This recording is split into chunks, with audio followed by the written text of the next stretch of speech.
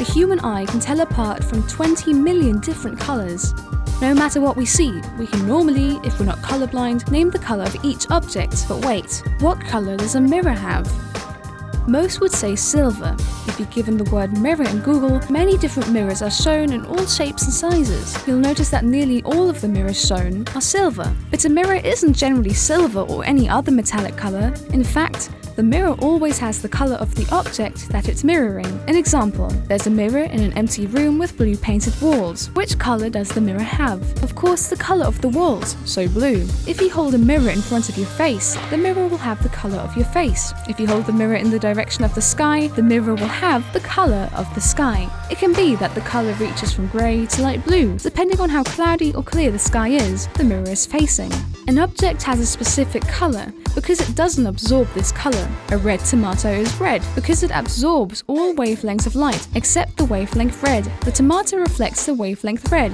That's why we see a red tomato. The perfect mirror acts a little differently. It doesn't absorb anything. Instead, it reflects all colors' wavelengths equally. And you notice something? White is white because it contains all wavelengths of light, so it reflects all colors. So you could say that the color of a mirror is white, because just like white, a mirror reflects all colors equally. That's the reason why our face is reflected in the mirror, 1-to-1. But wait, we're talking of the perfect mirror that only exists in theory, but not in the real world. In our world, perfect things don't exist, so there's also no perfect mirror. In our world, a mirror always absorbs a bit of light. But what does this mean for our reflection? Not much. If you hold a mirror in front of your face, you won't notice anything unusual in your reflection. But what does this say about the actual color of a mirror? A mirror can best reflect a light of the wavelength of 510 nanometers.